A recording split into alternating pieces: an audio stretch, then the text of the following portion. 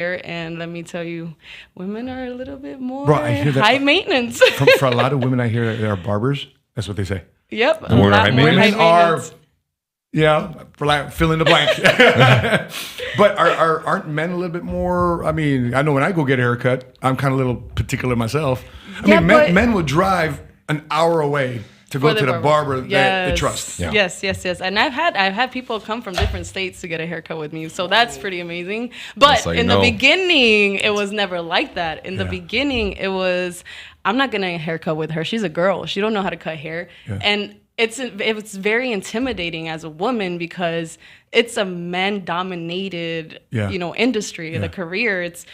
You're in a barbershop all full of men, and you're the only woman. Yeah. So it takes a toll in your mental stability. Like, man, maybe this isn't for me. Then you start believing it until people around you are like, no, this is how it starts. Even the men barbers get, a little bit nervous in the beginning because they don't know how to cut hair. But it's even tougher as a woman because you're looked at as it's her gender. She can't cut hair because of her gender. Like, what? Yeah. How does that identify my talent? That doesn't make sense. Get some. By the way, we're going to be talking about gender today. So Milton ran across you at the barbershop. So you were a walk-in. Yes. I was, she wasn't my barber. I was getting a cut from a good friend of mine who, while I was in Chicago, he used to be my go-to barber on a weekly basis. And she happened to be there. I think her barber chair was literally right next to ours. And we were talking about just working out, and she just buttered into the conversation, very giggly self, buttered in, and we just started having a conversation, and we stayed connected. And that was maybe about, 4.5 years ago or so? 4 years ago. That's when I started at that location. Yeah, and now we're just, stay in contact every now and then. I know she's a busy woman, and, all these collaborations that she has going on TikTok and all these opportunities that doors of opportunity that are opening for her. I'm really excited for her and to see where she's going to end up in the next 5-10 years. Well, we need to tap into this talent that she has. Travis, do we have that that instrumental? Can we play that instrumental real quick? Right now? Yes. Let's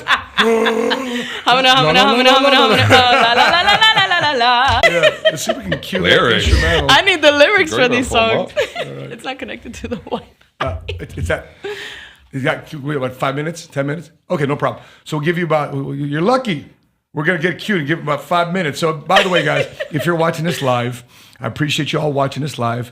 But would you love to hear Yesenia Lee drop some vocals on the Millionaire Goals podcast? Please put it in the comment section. We'd love to know your feedback. So let's jump in. Let's jump into a conversation here of. By the way, Charles, can I share my screen? Am I able to share my screen? Yeah. Okay, gotcha. So I'll tell you what. So we got a lot of things here on Charles' side of things. So anyway, so we got to wait on the reaction. Can we play the reaction video? Are the reaction videos ready to go? Okay, so let's play one of the. Let's start with the reaction video then. All right, so let's talk about the conversation. So you're just saying you can mentally warm up. You mentally warm up. So Warren Buffett is talking about how everybody in his neighborhood. Now he doesn't live in a rich neighborhood. That his neighborhood is an upper middle class neighborhood. Now, if you guys don't know who Warren Buffett is, he's considered the Oracle of Omaha, the greatest investor in the history of America. I believe he's the 5th or 6th richest man in America. And he made his fortune, obviously, in the stock market. He's got a company called Berkshire Hathaway. He's got a lot of investments. One of his major investments, a lot of people don't realize, is the insurance industry.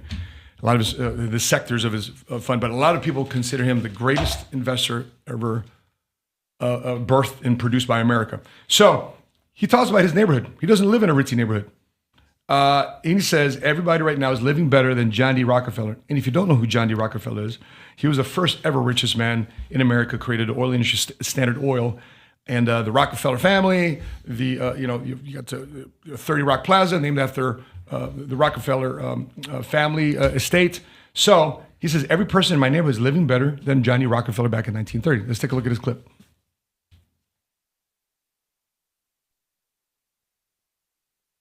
Missing the sound.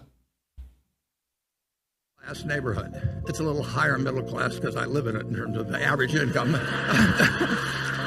But, the kids all go to public school in the neighborhood. They don't automatically get cars when they're 16 or anything of the sort. Every person in that neighborhood is living better than John D. Rockefeller Sr. lived when I was born in 1930. Think of that. In medicine, in education, entertainment, in travel, you name it, they are in a better position in life, essentially, than he was in the year I was born. That's in one person's lifetime. And the game is just starting. So anytime you hear anybody say, that your children aren't going to live better than you do, or your children's children and so on, it's ridiculous. And the reason is exemplified by these people behind.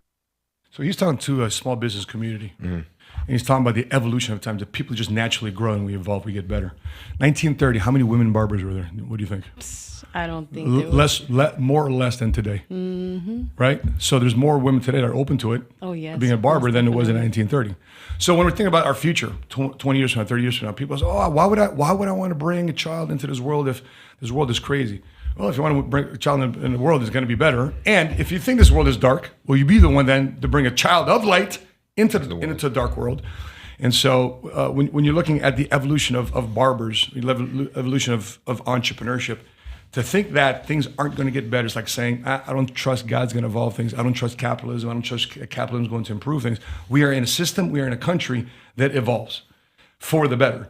What's your thoughts on Warren Buffett, Mr. Richest investor ever?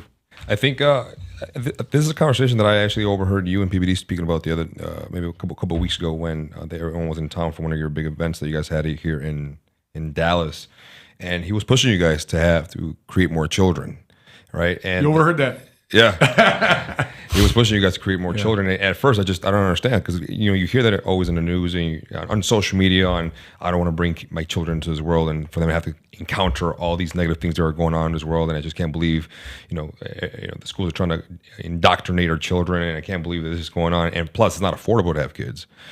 But you're right. The only way to be able to combat that is to be able to bring a mass amount of a new generation coming from households that have their principles aligned, have their values aligned, and which, when it comes onto that, when it comes onto that thought process, it does give me a little bit more peace on the idea of, all right, you know what? Maybe one day I can be the change, or my kids can be the change, and instilling in them what I didn't know then, and instilling in them what I know now.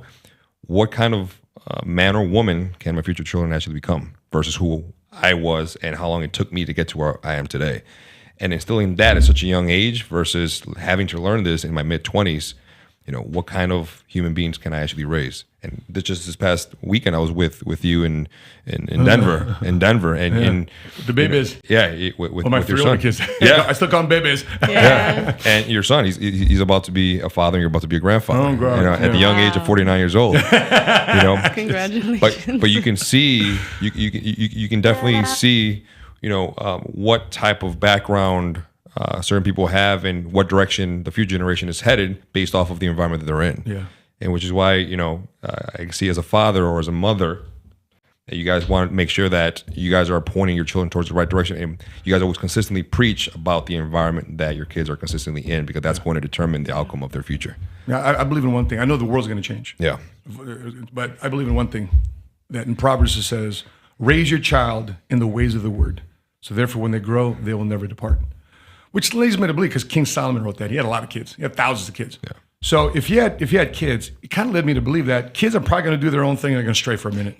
Right? They're going to have their own little moment of rebellion, whatever the case may be. But if you raise them in the way of the word, they have a chance to come back, because that's where they're grounded with. You were telling me about your mother. She said, let's go to Tennessee. Let's leave Chicago. Mm-hmm. You were born in Chicago. Born in Chicago, raised in Tennessee. And my mom, she just wanted a better environment for us growing up, because she knew what it was like growing up in the city. She knew what it was, she moved from Puerto Rico. She moved from Massachusetts. She moved from Chicago. So she lived in those different areas. And she was like, those are not the areas that I want my kids to grow up in. That's not the people that I want my kids to be like. Yeah.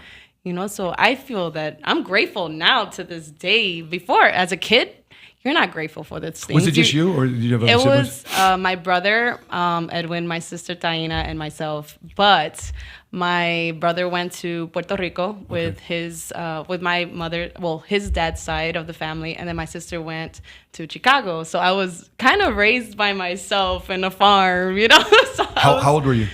Oh, man. I think I was 7, if I'm not mistaken. 7 till I graduated high school. Wow. I was there. In high school, you went to Chicago then? In high school, I only went to sophomore and junior year in Chicago, and then I went back to Tennessee and graduated over there. Gotcha. So we were just laughing. I said, were you the only Boricua, Puerto Rican in Tennessee? Yes, I was the only Puerto Riqueña right there with, hillbillies, cowboys, and rednecks. But you speak Spanish. Sí. The language is there. The tongue is there. She's been Antes se me olvidó. Right? I forgot a little bit growing up in Tennessee. I'm not going to lie. But when I moved back to Chicago, I work with all Hispanics. So you got to learn Spanish. By the way, big shout out to Mom. What's your mom's name? Maria. Maria, Mami, I love you. Thank you. By the way, this is a testament to my point. Here's my point.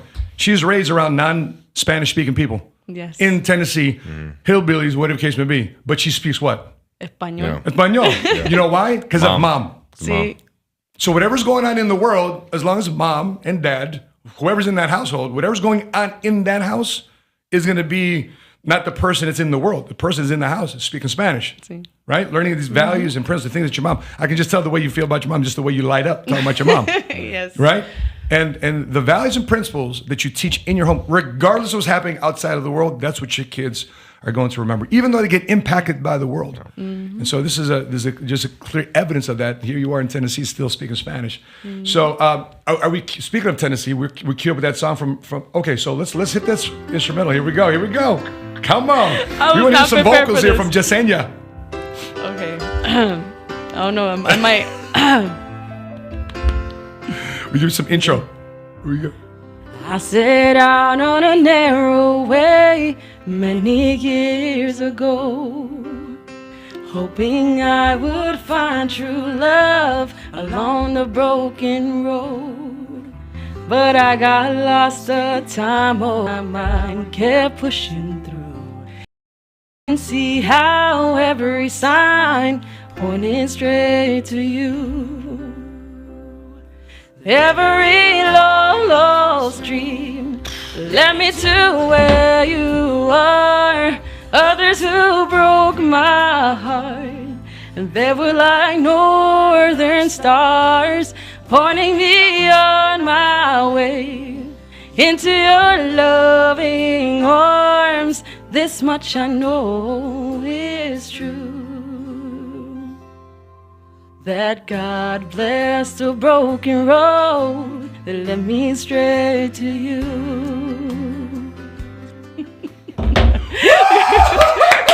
Yes. I'm like nervous. Come Why? on, somebody, let's go. You guys put me on the spot. I was not excited. So Andra Grisha, she says, yes, let's hear. Miriam says, sing a girl. I love it. Thank you, Miriam. She says, beautiful vocals. Shimo's, what a great voice. Appreciate you all here on the live stream. Wow. As we get in here. So Laquan Butler's giving me some high fives. High five. High five. I start sweating. I'm sweating. So you have a large following on social media. You have 105,000 people on Instagram following you, and you have how many on TikTok? I think 730,000. I love it. So talk to us about building your brand. How did you go about acquiring such a large followership? Would you have a strategy? Did you have a system? How did you go about building it? And what would you say to somebody who's starting their own business, how to engage your audience and customers on social media? So the reason why I started social media in the first place was because there's this man named Gary V who said something along the aspects of, if you have a business and you do not have TikTok, then what are you doing? So I was like, okay, well, let's listen to him because he's talked about this and it worked. He's talked about that and it worked. He's talked about a whole bunch of different topics and it has worked. The only thing he didn't talk about that worked is NFTs. Money. Stay with marketing. Leave the money to us. I got you. No, so I was like, okay, well, let me try this out. Yeah. So I started posting transformation videos on TikTok. I started being myself on TikTok too. So a bunch of different variety of things just so people won't be like, oh, she's just posting barber haircuts. So I post, a little bit of me, a little bit of my kids, a little dancing, a little singing, and then barber stuff. Life. Yes. Yeah. So it's like a mini diary. That's how it started. And I just kept posting every day. And eventually, I went live every single day while I was cutting hair. Wow. And I blew up. Yeah. You know, so and the collaborations is what helped too. So there's this video that I collabed with Ish Tahir, and he was like one of the main reasons why my clientele skyrocketed. I was like, whoa. Who's Ish Tahir? Ish is he's a TikToker too. He lives over there in Chicago too. Okay. So and but he's not a barber. No, he's not a barber. He does like comedy skits. Wow. Okay. So what was you guys' so collab? This is the gem, everybody. This is the gem. So what was your guys' mindset? You guys talked about collabing and okay, let's produce a piece of content. Yeah, so he actually reached out to me. Honestly, I didn't believe it. I was like, this has to be like, he has to be hacked. His profile has over millions of followers. I was like, this is not real. You know, I have to make sure that he sends me like he calls me. I told him to call me on the phone because I wanted to make sure that it was him. Yeah, his voice. I was like, yeah, like call me. I want to make sure that this is legit. And then we talked about, hey, let's make some content together. And I was like, okay, by all means, you know. So we set up a date, time. We met up, and then we started doing videos. Tell me through the ideation process. Because okay, we got together. What did we create? We created a couple comedy skits. So it has to do a lot about barbering, you know, like cheating on your barber, or if you had a woman barber compared to a man barber, you know, like how the difference is. So those videos blew up. So I was like, wow. So after him, that's when my clientele started blowing up. I've been praying for a comic that will help come to our brand and help us find a way to make insurance funny. Okay. There's one thing to make insurance sexy. I want to make insurance funny.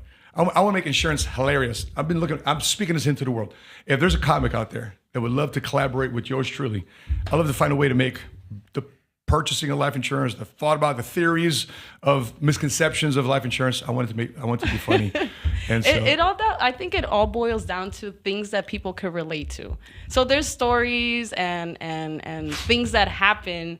I think if you consider it to be funny, I guess you start writing notes down like, oh, that was funny when it came down to this insurance policy, or, you know, like what are things that people need insurance for that you would be like, oh my goodness, for sure we need insurance for that, you know? I gotcha. Very cool. Interesting. Okay. I guess we're going to, at the top, I love your ideation process. Do you think somebody has to have an extroverted personality to be successful on social media? Definitely. I think so. What happens if somebody's like naturally introverted? What would you tell that person? Well, you know what?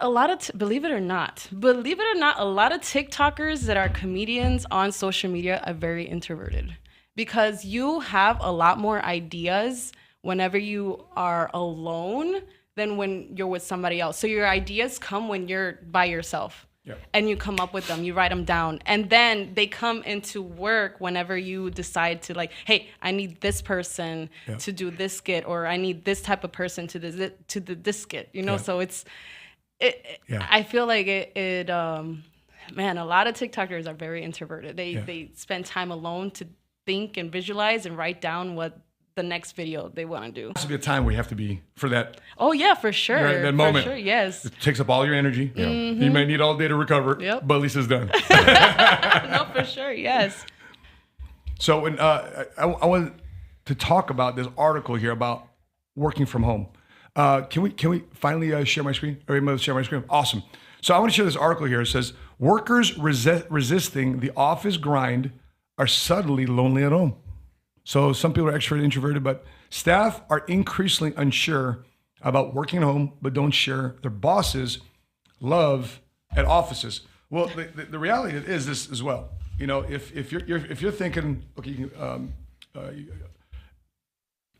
the pandemic birthed the work from home type of movement, but over time, is it a win-win situation? Because the remote work revolution has sparked a clash between frustrated boss and disillusioned staff, with workers emphasizing flexibility and leaders pushing for a return to the office.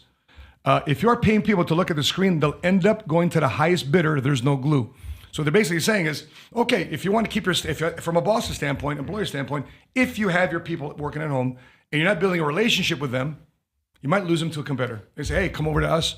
We'll pay more money, and because there's no relationship, boom, you can move on. The return to office mandates with added requirements are now on the rise, causing tension and potential staff losses. Google's recent directive for 3 office days per week, which affects performance reviews, was met with resistance from a staff union. IBM CEO warned that promotions are more challenging for those not in office, while BlackRock will limit remote work to 1 day per week. And BlackRock is the largest manager of money, $1 trillion of assets. So what's your thoughts about working from home? When it first started, I thought that was a pretty good idea. Like, yeah, it's pretty cool. You get to work from home. I saw when a lot of you guys were making those Instagram reels where you guys were wearing like top half suits and then bottom you were wearing your boxers. That was freaking hilarious. So we're on TV. I'm on TV or I'm in Zoom. I'll have a suit up here, but it's pajamas and chocolatas in the bottom. But the more we went on with this idea of working from home. It started leading a lot of these employees to be geographically unrestricted. So now in my thought process, if this continues on the way we're headed towards and people are fighting the idea of even going back to work and people are pushing for 1 or 2 days in the office and the rest of the days at home, do you think that eventually the same jobs will be offshored to people which would be a lot more or less expensive overseas, in the workforce, like as in like Asia and Africa and those places, which would then cheaper labor, which would then the jobs and the big corporations that we have here in the United States who are creating jobs for people and doing what they do for America, those will be getting ready to move on to a different place in the world. Yep. Do you think that that's a possibility that we're headed towards? Possibility. Doing that. I've outsourced some of my work on videos and editors to the Philippines. Yeah, I've got I'm contracting someone right now to help us with a podcast from the Philippines. But the challenge though is this: if people really felt that work from home was a legit thing, how come the gyms are packed again? Yeah. How come people want to go to a barbershop? You know why? Because people want to be around other people. Yeah. If work from home was such a big thing, then how come Peloton stock is crashing? How come Mirror stock is crashing? These are work from home type workout machines, right? So how come Peloton stock going? The Mirror trainer is going down like this. So when you start seeing the pandemic, you can get back to the gym. You can get back to the gym now, and you train me at home from the pandemic. Mm-hmm. But what do we really want to do? We want to go back to the gym. We're social creatures. We're social creatures, and I think on some level, where our instincts is to push us back to be around other human beings. Yeah. At some point, it does get alone. That's why you see a lot of these people who jump into relationships that are very toxic because you just don't want to be alone. We're social creatures that we're pushing for that specific environment that we want to be able to be in. And even the people who say it like, no, I enjoy my solitude. I like being alone and isolated. No, they're just doing it for attention, so that way they can get the attention. Yeah. Now VR's coming out. Virtual reality, where they're creating that fake world on Meta, the metaverse reality. The goggle, headset. Yeah. When it comes onto a mental health aspect, what do you think, man? What do you think that's going to do to the way we engage with other humans, and how can that actually trickle into our politics and the way we run our country? How do you ruin a prisoner in prison? Isolation. Exactly. Solitude. You mess them up. Yeah. Right. They're all by their own thoughts. Yeah. Nobody to interact with. So just saying, I'm curious, when you were a barber, were you doing a lot of home house calls? Oh, yes, but that was during COVID. Yeah. So during COVID, I had to not only bring my kids with me, with masks. How many kids do you have? I have 2 kids. How old? A 7-year-old and a 3-year-old. Gotcha. So they were 5 and 3, 5 and 2? Oh, now they're 7 and 3. 5 and 2, Yeah. But man, wow. It's okay. Man, that was a little tough. But no, I would have to take them with me, and it was a little bit complicated, because you have to wear the mask, you have to make sure that they're safe. And honestly, I didn't want to take a lot of clients whenever the COVID was around because I was scared for my babies. I was like, man, what if they get sick? But it took a hit on your income though, if you weren't able to cut. It really, really did because I couldn't. The only way I was able to survive was because of the stimulus checks. Yeah. Because at that time, I wasn't even at my own place. I was renting a room with my 2 kids. Yeah, got it. So it was a little bit difficult. So I made it through little by little, with what I could. So when they started allowing people to go back to the barbershops, going back to the gyms, how did you feel? I felt a relief. I was like, wow, thank you, God. This is, what we needed. So it's good for business. Yes. Because what happens at the barbershop is interactions with other customers. Yes. A lot of people talk, whether you're talking crap, you're talking sports, jokes, or you're talking business. Yes. Those conversations happen at the barbershop. Every day. Mm-hmm. Those conversations happen at the gym. Yeah. I mean, how many times have you seen me at the gym just interact with people if we're working out? right? I watch the 7-Figure Squad or watch the Millionaire Goals podcast. I mean, this guy right here is walking around the grocery store. Mr. Milton, are you on the Millionaire Goals podcast? People, he's getting all famous over here. And that allows people to connect. Yeah. So there are 3 losers from this work from home. I don't think this is a net positive. I think it's a net loss. And we'll move on to the next topics. But here are the 3 losers from this work from home. Number 1 is the workers themselves. Yes, it's positive in the short term. It was a reactive thing to a global crisis. But in the long term, you're going to lose social skills. You're going to lose the building of soft skills. It's one thing to know how to do your job. That's hard skills. But the soft skills in terms of leading people, human interaction, you're going to lose. Number 2, leadership development on both employer and the employee. So based on those soft skills, you don't know how to talk to your employees. If your employees don't know how to be talked to by a boss, guess what? They're never going to be good bosses themselves. Yep. So we're going to lose future leaders of businesses, which are the generators and creators of our economy, not the government, but the generators and creators in our communities, which is the entrepreneurs. Third one, commercial real estate and local businesses. All the revenue, right? We're just talking about all the revenue is lost from foot traffic of people coming into your barbershop was lost because people were told, go home. Yeah. The foot traffic of supplements and workout gear and ancillary services that you might offer as a trainer was lost because people are just trying to work from home. So you're going to lose more revenue from foot traffic. And guess what? Office spaces, they're pinging cell phones to see how filled office buildings were. You know what they found out? 50, 60% vacant in office spaces. And what's going to happen? Can I show this article here on the computer? Okay. All hell is going to break loose. Property titan and Shark Tank star Barbara Corcoran says Elon Musk is right about commercial office space. Wow. Why? Because commercial office is about to go up for refinance here next 3, 4, 5 years. And what happens is if less people are renting the office space, then the cap rates get affected by the valuation of that commercial building. Well, that's going to affect the banks. That's going to affect future investors. So if you're expecting a bloodbath in our economy and a recession in our economy, well, guess what's going to help it? Elon Musk said, and Barbara Corcoran here edifies that it is going to be the commercial office space. So if people aren't going to be filling up these commercial office spaces, who will? And that's what happens when you allow people to stay working from home. Let's do another video. Let's take a look at a video here about relationships, about what high value man chooses. Okay, I mean, it's pretty interesting. I would love to hear your perspective of what a high value man, high value woman says. So let's take a look at this video. When you're a broke man, you're limited in terms of the women you can access. Yeah. You can only access the limited range of women. So you're only going to access a simple kind of woman because you're a simple man. That simple woman doesn't have many options. So you're both optionless and you're both good to go. So what happens is as a man becomes more successful, his criteria and selection of women becomes more provocative, promiscuous. It's usually the dream girl. That dream girl knows 10 of you. But if you choose that, simple girl that works in Starbucks, of course she's going to be loyal to you. But what high value man chooses that? He chooses the sexiest girl on screen. So I always say to men who are high value rich, especially in Dubai, before I've even met that girl, I'm like, she's cheating on you. Why? Because she likes you for your lifestyle and she knows plenty of men with your lifestyle. You're just covering her current bill. I think she's wrong there. Yeah. Because a high value man, because first of all, they're men. Yes. And a natural man's primal nature, you ain't gonna give a crap about how much money you make as a high value woman, low value woman. He just says, can I get some? Sad. By the way, that's what I tell my daughters. Babe, I just need to remind you, you as a beautiful woman, my twin girls, my babies.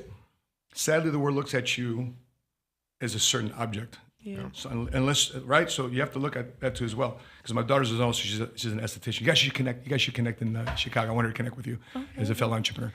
But the world's going to look at you from the external versus the internal. It's sad about this. But I don't think a man gives a damn if you're a high value woman or a low value woman. You used to say like Tiger Woods. Yeah. He gave up all that. All these men. Look at all the stories in the Bible. We can go corporate stories. We can look at what they said about Donald Trump and the whole, I'll grab your thing and try to take him down. All the eras of politicians, leaders, celebrities, Bible heroes, all were taken down because of one thing. Now it's sexual sin. And it didn't matter if she was high value or low value. It mattered is if she was hot. And that's all they cared. That's all they cared about. I want to hear from you as a woman. Okay, so I think she's wrong in many ways. And I feel that women nowadays are very entitled to how a man should be or how much money a man should bring to the table, instead of focusing more on how good of a wife I could be to this man. How can I take care of him mentally? How can I take care of him, when he comes home and, the house is clean? So I feel like us as women nowadays, we've lost track of what it is to be a wife, instead of, we're focusing on, how much money can he bring? What car he drives? None of that in reality matters, because he could have so much money in the world, but is he going to treat you right?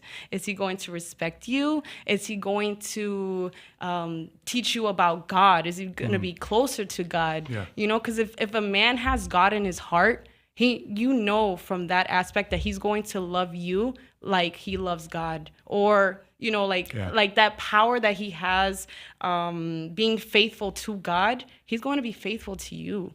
And I feel like a lot of women are now focused on the wrong thing, which is finances on a man, because a man could have zero money, but if you give him that faith, you give him that time, you give him that power that he needs to succeed, he's going to succeed, and he's going to look at you like, wow, I made it because of her. Like, she was there when I was in my... Yes, I made it with her. I was in my rock bottom, and she was there, like, having faith in me and somebody that never thought that could ever make it. Yeah. And that could bring a man with more, more power, and he will be faithful to you. He'll be loyal to you, or, he'll show you what love really is. Well, that's the end of our show today. We thank you for tuning in on another episode of Millionaire Gold Spot. See you next Wednesday, folks. I don't know. How can we top that? Can I ask you a personal question? Yes, of course. Okay. Yes. Oh, God. If what top 3 things? Let's say a man has taken interest in you, and you've taken an interest in him. It's like, okay, I kind of like this guy. Okay. I can ask now, because when I was single, I was kind of weird about asking this question. But now that I'm married, I can ask, because it's just confirming what I was thinking about the whole time. Is there like the top 3 things that you look for, like a mental checklist you look for in a man that you think takes interest in you, that says check, check, check. Okay, let's move on to the next date. Check, check, check. Let's move on to the third date. Does that go through your head? Yes. It does. So do tell. The main things, of course, number one is, back then I never used to think this way until I actually went through, your difficult times. Difficult times where I chose the wrong person and I didn't know what I wanted. Got it. So now, knowing that I went through this with this type of person, now I'm like, let me switch and let me bring the main parts that I need in a man. The first one is, you have to be a man of God. You have to fear God. Number one. Fear God. You have to love God with all your heart. And you got to know that he will guide you, and not only guide you, but guide your family in a direction that is worthy for everybody. Safe, protected, secure with, like, the protective side of it, And secondly, he has to have, like, ambition. You have to have goals. You have to want to be able to, write something down and actually do it and accomplish. If you're currently making more money than him, is that a turnoff, or do you take a step back? It's okay. It's okay. Okay. Because, if you're making more money than him. Yes, it's okay too. If I'm making more money than him, if he's making more money than me, it's because it's not about the money at the moment. It's literally about growth and getting to know each other and wanting what's best for each other. Okay. So I guess that's the second thing. And the third thing, he has to be funny. You gotta make me laugh. I want to be able to, like, have a conversation with you and, like, crack up for, like, every 5 minutes or something, But, you gotta know a time to laugh, a time to be serious, a time to, be strict. And, you gotta read the room and all that stuff. I tell you this. I want to share you a personal picture. I'll tell you here in a second when I go on my computer screen. But let me show you a picture here that absolutely I wanted to make sure that she gave me this look. I want to make sure that she was my wife. Okay, let's take a look at this picture. I don't know what's going on here, but yes. Do you know that look? That's the I'm in love and I am going to be faithful and loyal to you for the rest of my life, even after life. That's the look. The search is over, right? That's the I have nobody else to choose but you look. Amen. Because Okay. I don't know why my daughters took this picture from their phone. They sent it to me. They maybe have been about, I don't know, 12, 13. They took this picture, but we just got done with a bad argument. It was a bad argument. I said, I'm sorry. But that's your wife? That's my wife. Wow. Oh, my goodness. That's my wife. She's beautiful, but no, like, she's looking at you with those, like, love eyes, you know? She's like, I love you. I can't get mad at you. That's it. That's my boo-boo. So as soon as she gave me that look, I'm like, after we just got done with an argument, I'm like, I need to wife you up, man. It's all in the eyes, chico. And I want to ask this next question. I want to go to this next video. Can a man and a woman be best friends? Let's take a look at this clip.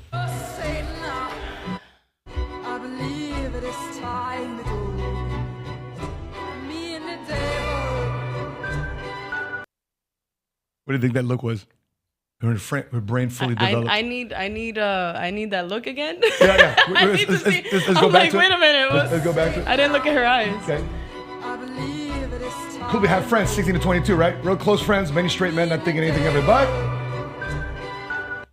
That's the look like, maybe we could give it a chance. Is that what you get?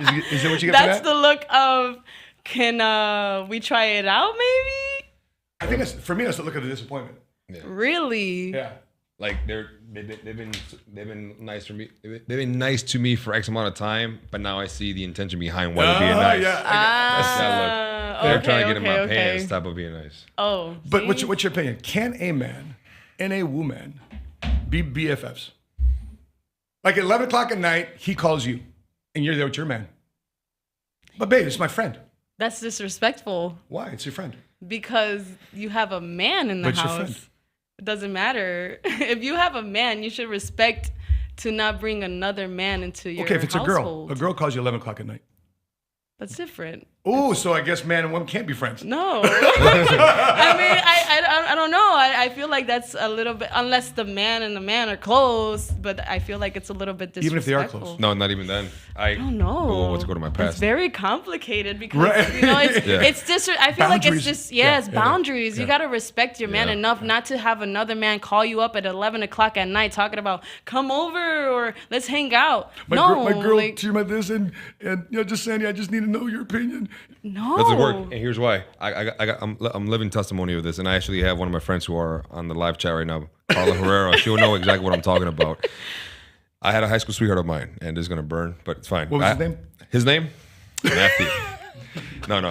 So I had a high school sweetheart, and we were together. We were together for about 3.5, 4 years, going into 5 years. Graduated high school. She stayed behind. She was a year younger than I was. I went up to my first year of trade school, not college, trade school, and. Throughout my entire 3 years out of the high school, 3 years out of me being in high school, I met a guy who was my great friend to the point where I experienced my very first sleepover at his house. Our parents would get together, you know, consistently. I would get along with his parents. It was just my very first friend that I ever had. That my parents said, we trust his family, we trust him. Whenever you say you're with him, we have no questions asked. Great. So now I have a girlfriend. You know, everything's going great. We start having problems. And I would say, hey, bro, you know, we got into an argument. I already left school. I'm done. I got out early out of class. Could you make sure she gets home safe? Sure, bro, I got you.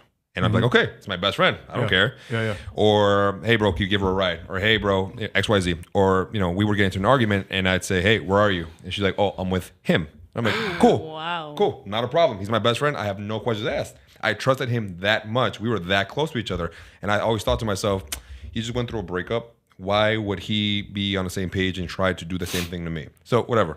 Long story short, we end up breaking up. You know, both of us had fault in the relationship, not just her. Mm-hmm. I had a lot of fault in the relationship as well. But we ended up breaking up. Some time goes by. I don't see her. She doesn't see me. And at the time, Facebook was still pretty fresh. You know, back then, if you didn't put it on Facebook, it wasn't official. So I saw that he posted a post saying that he was in a relationship, just no name. So I'm like, oh, he has a girlfriend now. I'm extremely happy for him. So I remember that Sunday, we go to church, and I see him there. He doesn't usually go to church, but he showed up with my ex-girlfriend. So I'm like, okay, cool. At church. So I'm like, not a big deal. Just cool. Extra prayer. Not a big deal. So I go up to him. I'm like, hey, bro, let me ask you. Hey, man, congratulations. You have a girlfriend now. He's like, thanks. I'm like, well, who's the lucky girl? He's like, I don't want to talk about it right now. I'm like, no, dude, you're my best friend, bro. I want to know who the girl is. Your boy. So he looks at me. He's like, are you sure you want to know? I'm like, dude, hell yeah. Like, I'm so freaking happy for you. Yeah. No. And he said her name. Yeah. But I'm like, I'm not thinking it's her. I'm thinking it's someone else with the same name. I'm like, oh, that's odd. Really? Where did you meet her? He's like, no, it's her. And he points, and I look. I'm like, her? I said her name, right? Her? Oh, my. And he's like, yeah. They start dating. Long story short, they ended up getting married and having 2 kids. So, no. No. Men and women cannot be friends. No. That's an automatic no. And that's the last time that I actually trusted the idea of one of my friends being good friends with my significant partner. You know, Trust because guys will also try to play the friends. Yes, just to get what they want. Yeah, you kind of hang out on the outside until. By the way, why do I know this? Because I did this shit. Yeah. Okay, I played this card when I was 18, 19, 20, 21 years old. See, these are good conversations to have with your daughters. Yes. Because these Absolutely. are things, as women, we need to know these things. Yeah. But women need to, settle down a little bit and look at all the options that could happen, potentially being best friends with a man, especially when you're in a relationship. It's disrespectful. I find it disrespectful only because it's, you never know the guy's intentions. But sure. as a man, if he's straight. Yeah, of course. He's just there. You never know. Snake in the grass. I call him snake in the grass. It's a snake There's in a the grass. snake in my boat. Yeah.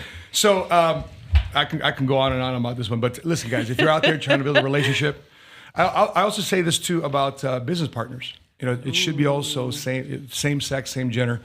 Type business partner, Really? and yeah, it's because you're married in a different way. Because that same business partner, right? If you're married, he's going to call you 11 o'clock at night because he needs something get done in the business. And as you're the husband, and your wife is getting a call from her business partner at 11 o'clock at night, you're kind of upset there too as well. So you're kind of territorial. What are you talking about? She got to work. That's my wife. Okay. Oh, but that's my business partner. Yeah. I could see why. It's weird dynamic. So speaking of money, speaking of entrepreneurship, let's talk about current generation. So Generation X, okay? Generation X. We've got some interesting things here about Generation X. Let me ask you guys a question. Do you want to retire, do you want to retire earlier or later in your life? Earlier. Of course, right? Earlier. So Generation X, my generation, which I consider the sexiest generation ever, created in the history of humankind by God. X. How do I know that? You're both are here because you're products of Generation X. You didn't know this. You're made by '90s R&B. Rhythm and blues. You're made by. By the way, your favorite group from the '90s R&B. What's your song? Boys to Men. Boys to Men. I'm a big fan. Wait, what's your '90s R&B? B2K. You're no I don't know. B2K. That's I'm a B2K. Hey, B2K was my man. Ooh. I'm a Jodeci guy. I'm a Jodeci guy, man. Forever my lady. I said that was my group. That's me, my wife's music. All right. So Generation X is next up in the retirement phase of their lives, but they are feeling anxious. Can we take a look at this article? Generation X is generation anxious when it comes to retirement, thinking that they need 1.5 million to make a go of it. So just saying, you said you want to retire earlier, right? So you need to know a number. So Generation X, their number in their head is 1.5 million. Why? Traditionally speaking, if I got 1.5 million dollars in an account, right, and I can draw from that account, I don't have to work again for the rest of my life. So if you use the 4% rule, everybody, there's a 4% rule in retirement. So whatever you got going on, if I just withdraw 4% every year from that pool of money, I'll be able to be living off that pool of money for the rest of my life. Okay, but what's 4%? So if you do the math, you got a calculator. So it's 1.5 million. Okay, $1.5 million. You got it, bro?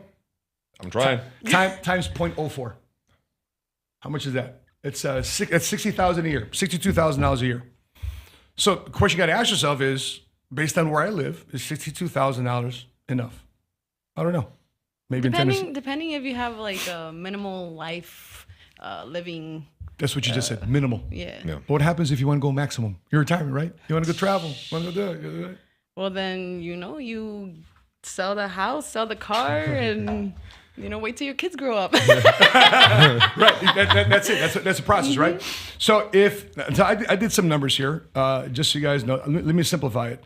So Americans are increasing their retirement savings goals due to inflation and economic uncertainty. Why? Because at $1.5 million, if you retired last year in 2022, you would have lost 20%. Okay, you would have lost roughly $25,000 of your $250,000 if you had $1.5 million last year. And the question you got to ask yourself is, how do I make up that money if I was to lose money? Because right now, a bag of groceries is $100. Yesenia, you know your budget. You got 2 kids, single mom, 2 kids. What's a bag of groceries? Literally a month is $250. Easy, easy, right? Yeah. So what do you think it's going to be? By the way, how much was a bag of groceries when you were growing up in Tennessee? Like $30. Hey, but I grew up in a farm, so we raised our chickens, we had eggs, we had goats, we had bunnies. So we had a garden, you know, so it was cheaper. You know, we grew tomatoes, pumpkins, cucumbers. You milked a cow? I never milked a cow though. It's a serious question. Children are listening. I've never milked a cow. I don't know. It's a serious question. I want to know if you milked a cow. Children are listening, Milton. Okay. All right. Generation X expresses the most worry about retirement with an average savings of 1.56 million. Okay. So here's the issue. Okay. So let's say you're Generation X. Let me go to this next article. Average savings can we go to the my screen, please? So Generation X is totally unprepared for retirement.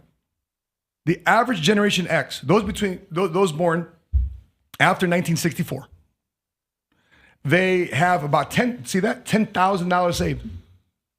So if you're late 40s, 50s, early 60s, the average Generation X has 10 grand saved, according to this Prudential survey. So let's stay on my screen. So let's say I'm 50. I'm using the low end because I'm about to turn 50. If I followed traditional career path, I didn't decide to become an entrepreneur, right? I decided to work a job, retire from the military, get another job with the government, be a cop, be a firefighter, be a postal worker. And I just started saving at 50 years old. If I'm earning a 6% interest rate, and I got 17 years to go, from 50 to 67, I got 17 years to go. I have to save $4,000. You see that? $4,500. Yes. I've got to save $4,500 a month for the next 17 years to reach my goal of 1.56. Wow. Doable or not doable? Well, not for the average. Not for so the if I got a job at the post office, I'm a cop. Definitely not. No. Okay. 50 grand, 80 grand a year. Can I save $4,000 a month? If you're married and both of you guys are working people, one of you guys can put your money aside, and the other you can use the one income to. That's what you have to do. Yeah. So now, is it optional or do you think it's a requirement? If 2 incomes have to be in the household, I feel like it should be a requirement if you want to retire. Exactly. So both of y'all have to bring in the money. Mm-hmm. One we're going to live off of, the other one we have to save.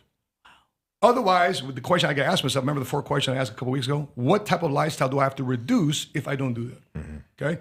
Now here's the thing. If you want to change it though, what are people doing? Instead of retiring in 17 years, now you got 22. You see that 22? Mm-hmm. So you got another 5 more years, same 6%.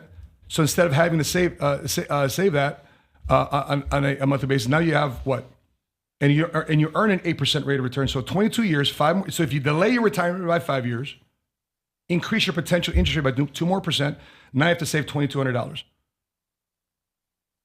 If you want to increase that some more in terms of your years of retirement from 27, so now I'm delaying my retirement 10 total years. Instead of retiring at 67, I'm retiring at 77, assuming an employer will keep you on the job. Now here's 8 years. So if you look at this retirement calculator here, now you got to save $1,400 a month. So think about this. When I was 20 years old, I'd always laugh at the people 20 years older than me. I was like, you're old.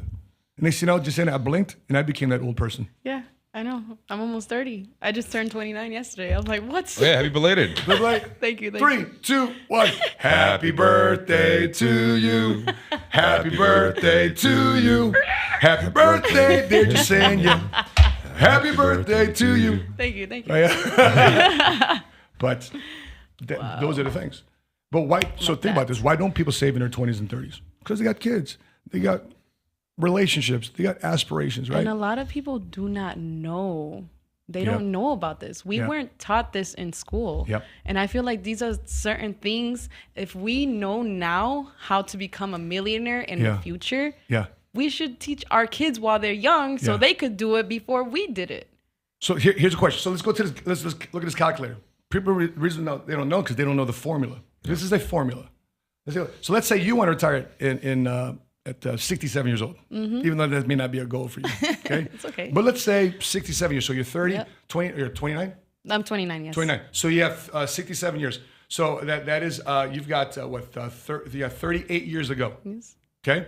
So if you have 30, if you punch in your 38 years, and let's just say you start with 0, and you earn an 8% rate of return, guess what you need to save on a monthly basis to reach your goal? 3, 2. Oh, here. I missed something. Here, I'll put it. Let's say you got $1. Okay. Calculate. Now I got to save $590 a month. Wow. Is it better than saving $4,000 a month? That is amazing. Right? That is doable. There it is. Mm-hmm. Now, the reason why, for example, we said we invite you to come on a podcast, right? Mm-hmm. And you asked, well, where is it at? We said Dallas.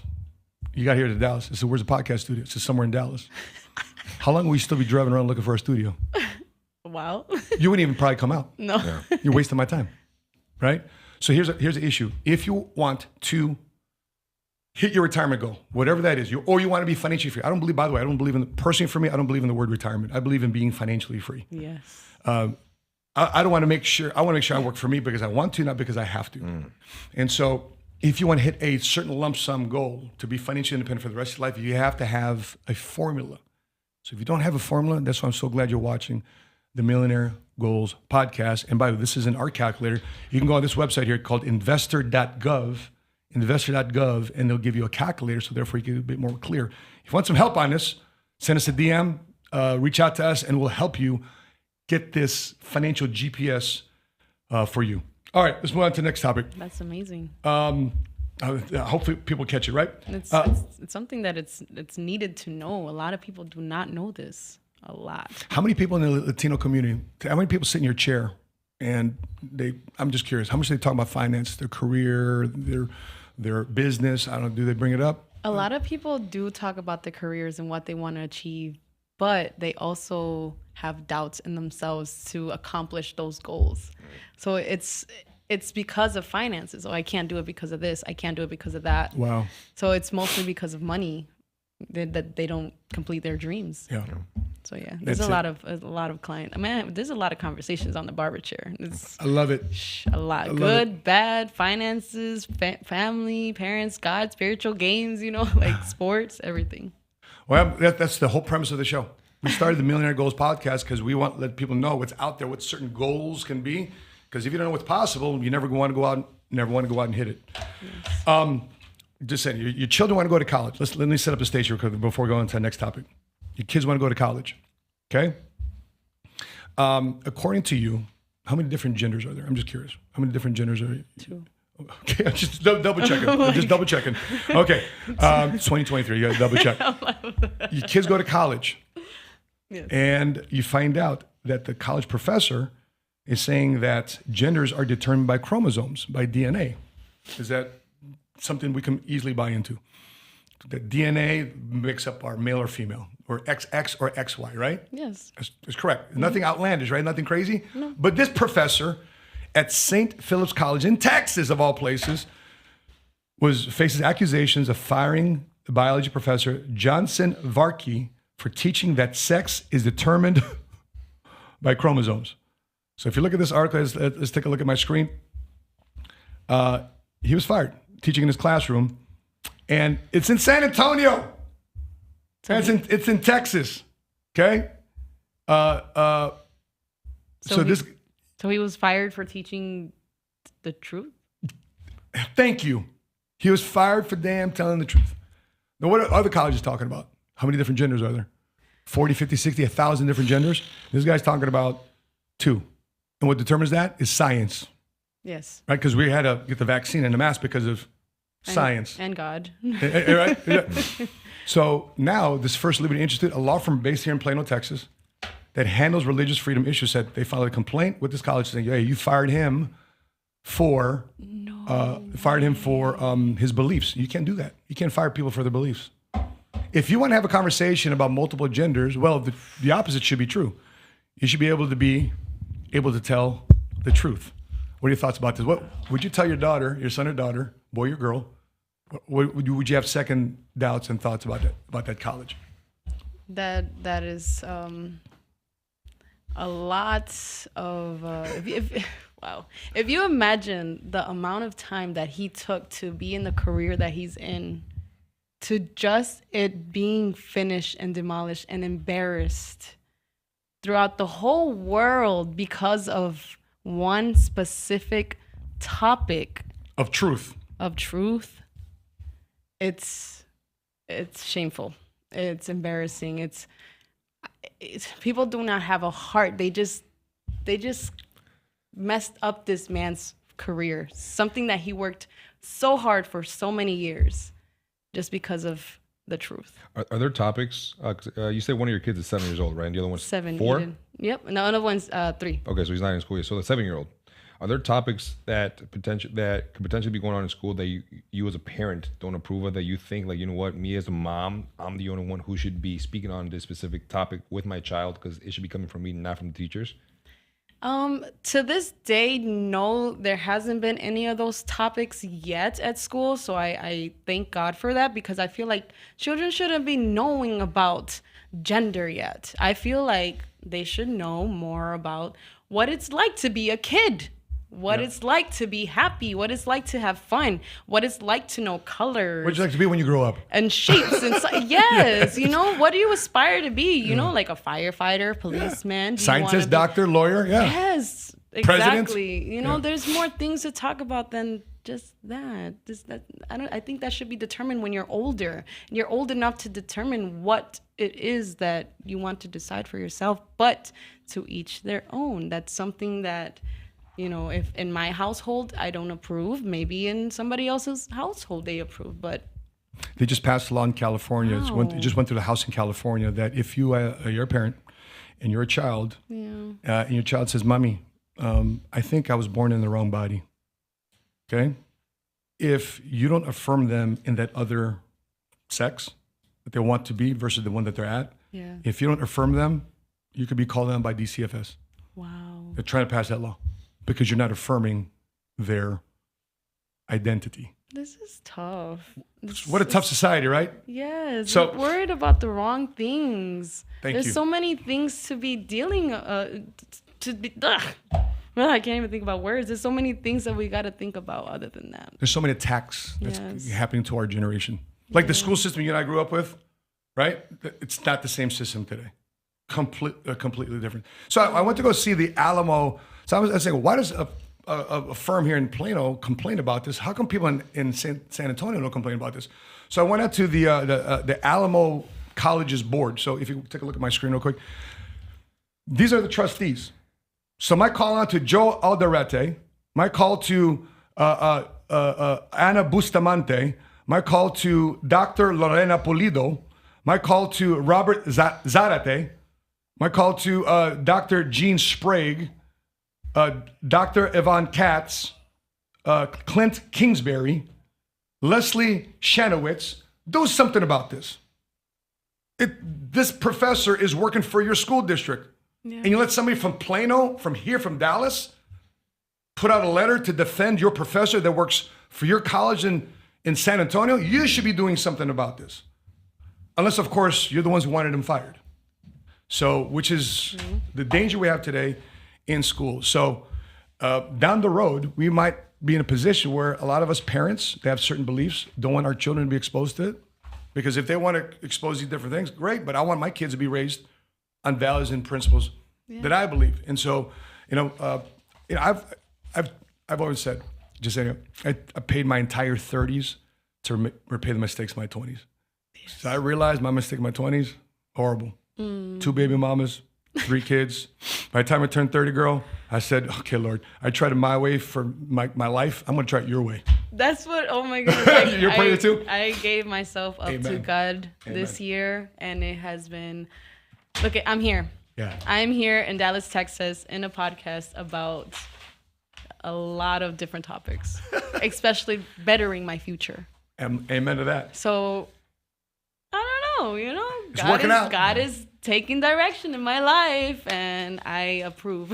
I approve too as well. And we're praying a godly man to appear in your life that's ambitious and has a sense of humor.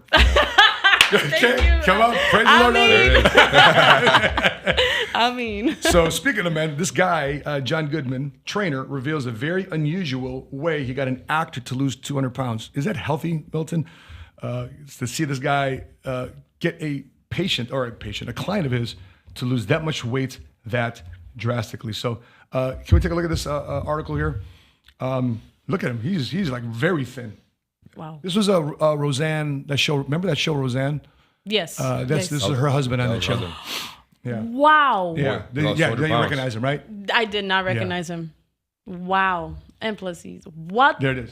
There it is, my boy. Versus. Wow. We got to change. Yeah. And and how long did he lose this much? In a year, right? In a year? So break it down, Milton. So what happened to John Goodman here? So first of all, there's a difference between sustainable and attainable. So right now, if I were to say, hey Matt, there's $1 billion on the line, but you need to lose 50 pounds overnight. Do you think that's attainable overnight? Of course. Again, sweat in a sauna and I drop all the water weight. And let's be more exaggerated. If you want to lose 50 pounds, okay, not specifics, just pounds, attainable. If I say, hey, 50 pounds overnight, great. You can literally chop off a limb, chop off an arm, chop off a leg. Oh, that way. Now you show up in a wheelchair, but now you're 50 pounds lighter. Here's $1 billion. But it's not sustainable, right? A lot of these people that you see online on TikTok, on Instagram, on Facebook, or even on these Biggest Loser shows, they take them through extreme measures in order for them to be able to lose the weight that they can push their body to lose.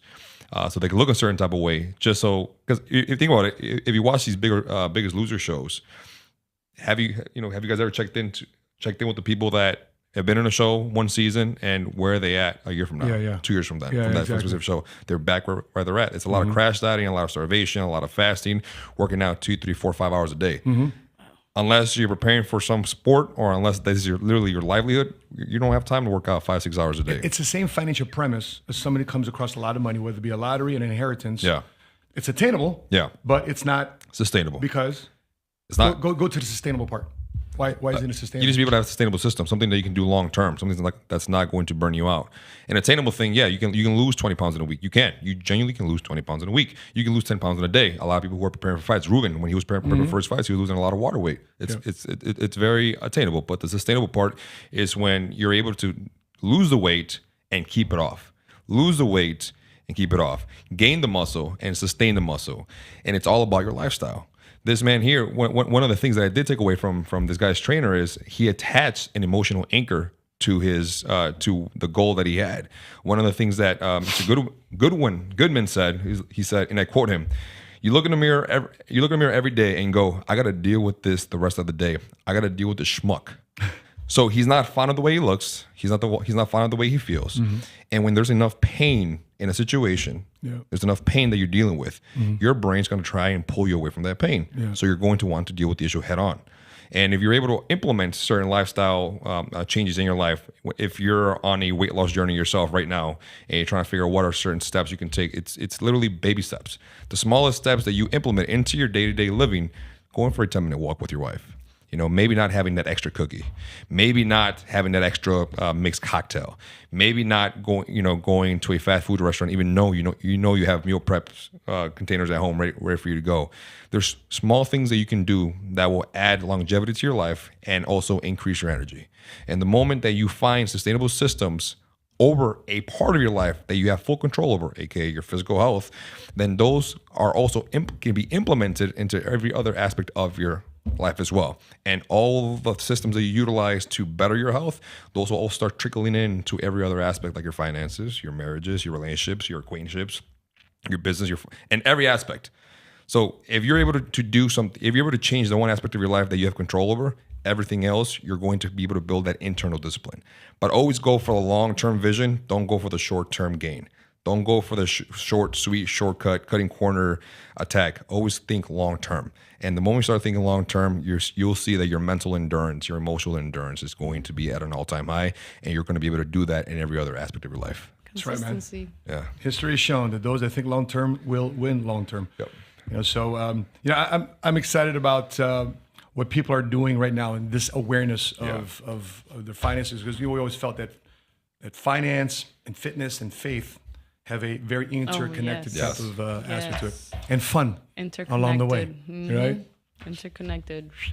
So before we wrap up, Yesenia, what's one thing you'd want to know? What's one thing you want to tell our community, the people that's out there that follows you, that your audience? What would you want them to know about the woman, the entrepreneur, the mother, outside of TikTok, outside of social media, what they see online in 30-second, 60-second reels? No matter what you're going through in life, there's situations, there's struggles, there's obstacles, there's times and dark places that you're going to be in. No matter who you are, just take it day by day and give yourself trust. Don't overwhelm yourself, and just have faith, believe, and pray, because the power of prayer will save your heart and soul and mind from being consumed by a tornado and hurricane of mixed emotions that you do not know how to control. So just stay focused on your goals. Don't give up on yourself, and believe that you could do it, and work hard. Work hard. Awesome. Well, I appreciate you being on the show. Thank you. And bring your curls, your humor. My singing. Right. Your energy, your positive energy to the show. We just want the world to know, man. There are women. There are beautiful women inside and out, like Yesenia. You just gotta know what podcast to listen to, man. Yeah. You gotta know what figure out what podcast to listen to. Don't be jaded, because oftentimes I have men. So where do I find a woman like your wife? Right? Like, bro, bro. First of all, you got to be right yourself. Yep. Yes. Get you right. Okay? God's got to send you a woman knowing that you're unprepared for the blessing. Oof. Premature blessing. Poetic. So if you decide to have the disposition, how come external isn't going right in my life? Check on the internal. And by the way, that's not the easier answer. It's not an easy answer. A lot of people today don't want to get disciplined. People don't want to take ownership of the situation. They'd rather blame, complain. Yes. You said the word once you earlier. learn how to take accountability for the things that you have done and your own actions, things start to be way better in your surroundings. Like, you start taking accountability, then you're like, okay, well, this is okay. I did this, but now we got to fix the situation. Fix the situation. Mm-hmm. Before we go, I want to give a quick shout out to, if you could look at my screen here real quick, I want to give a quick shout out to my kids. This is my three older ones. Hey. There's Ruben there in the middle, and my twin girls. One's the esthetician in Chicago. I love her to connect with you all the way on the right. Okay. This extrovert there. But it's so funny. She's an introvert, but when it comes to her business, she's very extroverted. Yes. I'm saying, oh man. You have to be in her business. Mm-hmm. But this is a picture. There's a picture we took because my security guard here, Milton, there inside. But we took this picture because the kids wanted to go out to a club. Wow. Right? Okay. And then, Poppy, we want to go to this place. So I'm like, do you want to go with your dad to a club? Oh. Cool. All right. You're observing on that. How did you see that from your end, seeing that the kids want to hang with your dad? That's really refreshing, man. Really refreshing. But I did That's tell them, beautiful. By like 10:45, 11, Matt and I were just... I would be too. I would be too. I'd be like, yeah, it's time to go home. I can't hang. Even if I'm not, I don't drink, I don't smoke, I don't do any of that. But even if I'm just there sober, I'm just gonna be like, yo, it's past my bedtime. These kids, this generation of kids, I don't know how they have that. What? How do you have the energy to be out this late? No. It was an amazing time. I got a curfew now. It was an amazing time. But just seeing the connection that a father. Mothers too, but I feel that fathers don't get enough credit that a father can have with his kids. Yes. And it really speaks volume when the kids are open to the idea and almost inviting, which it was an invite, to bring their father into the environment that they release in.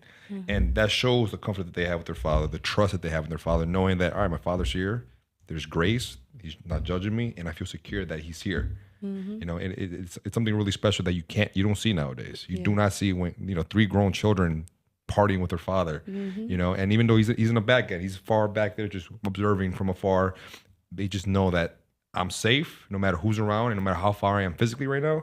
I know with just one look, one call, my father's present. Yes. And that's a beautiful relationship to have with a authoritative figure in your life, for sure. No, Amen. yeah, I commend you, man. I co-parent, so one of the best things in life was knowing that my kids' fathers are in their life.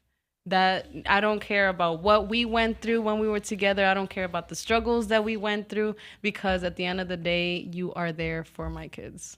You know, you show them love, you show them respect, you have a home, you have, you know, you take care of them. And no matter what, I feel like as a woman, I know there's bitter women out there that try to keep their kids away from their fathers. And it's tough because the kids need a father. They need a man figure in their life, no matter what it is, depending on how the father is, of course. You know, he has to have morals, respect, and everything. But there's fathers out there fighting for their children that do not get that chance to be a father because the woman is bitter and sad and mad, and she's thinking with emotions instead of thinking about their child's future. That's right.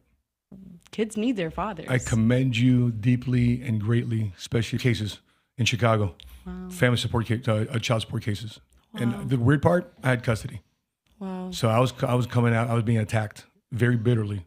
Yeah, my kids' fathers are not on child support. Why, look at that. No. I mean, she and the same thing too as well. Why would I let my wife, we have a blended family. Yeah. Yeah. I'm the man of the house now. I'm the provider of the house. So why would I want my wife to go for child support even though naturally, DNA wise, all right, that's my son, but you know what I'm talking about, right? Yes, of course, right? He's my son. And I won't even speak any other word outside of Jojo not being my son. But he had a birth dad. Yes. And I'm the dad. Yeah, yes. So I don't have her file a case against the birth dad if he's not around. Why? Because I'm the provider. Yeah. I've taken ownership. When I decided to date beautiful. you, I decided to marry you, you became my responsibility. Wow. That is beyond powerful. That is beautiful. Not a lot of people think like that. That is amazing. I'm just not dating God her for her, you. man. There's more God to her love. bless you. God bless And God bless the men out there that are doing the same role too as well. And for the men that are going to be married one day, can find a woman one day, can have a family one day. We're planting the seeds for the next generation of leaders. Yeah, one day. In our community. That being said, guys, I appreciate your time, your attention. Make sure you follow Yesenia Lee here on TikTok, Lady on Curls. Instagram. Lady Curls, we'll put the links here in the descriptions below. Alhamdulillah. And we would love to know your thoughts, your questions, your feedback. Please put in the comment section below. Make sure you subscribe to the Millionaire Goals podcast. Click like and drop your comments below. On behalf of my co-host, Milton Alvarez, I'm your money smart guy. On behalf of Priscilla Lee, I'm your money smart guy from Dallas, Texas. Until we meet again, continue to live smart, continue to love smart, and be money smart today. See you next Wednesday. Bye-bye.